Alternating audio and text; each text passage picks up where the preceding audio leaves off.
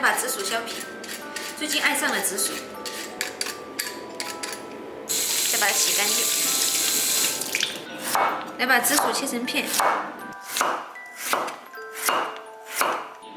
放碗里，上锅蒸熟。紫薯已经好了，把它拿出来压成泥，把紫薯倒碗里，加25克白糖。喜欢吃甜一点的，白糖可以多加一点。紫薯压细就可以了，不能浪费，把它弄干净一点。准备一点饺子皮，把紫薯包在里面，皮边上沾一点水，像包包子一样把它包起来，这样子捏折花的时候不会散。包起来后把它按扁，用擀面杖擀一下，把它擀成薄饼，要温柔一点哦。稍微给它滚一下，这样比较圆。这样一个就做好了，好看不？像朵玫瑰花。摸摸，我们起床啦！妈姐，只能这样了，穿这么多衣服，只能穿俺姐姐的衣服穿在外面。妈妈那叫什么？好吃呀，你看，好看吗？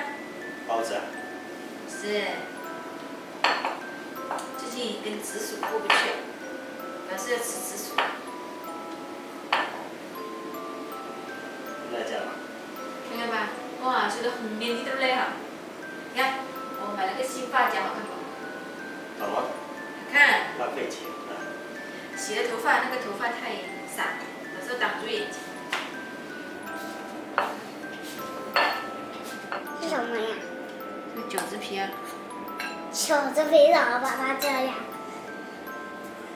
对呀。那我想跟那个拿起来那个。去哪里？这旁边那里。好，去吧，去，就在旁边就好，别去公路了。但是我想去找那个好。梁涵有在家吗？你们去吧。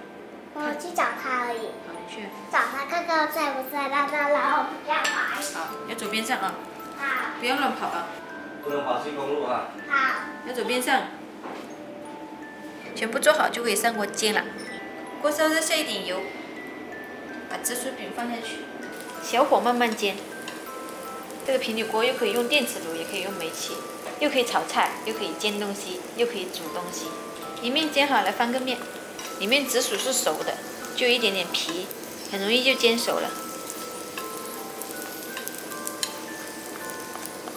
煎到两边这样脆脆的就可以了。出锅。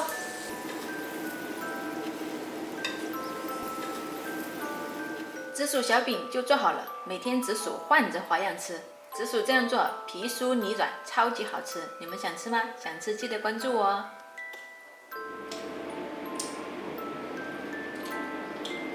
非常好吃，可以试一下。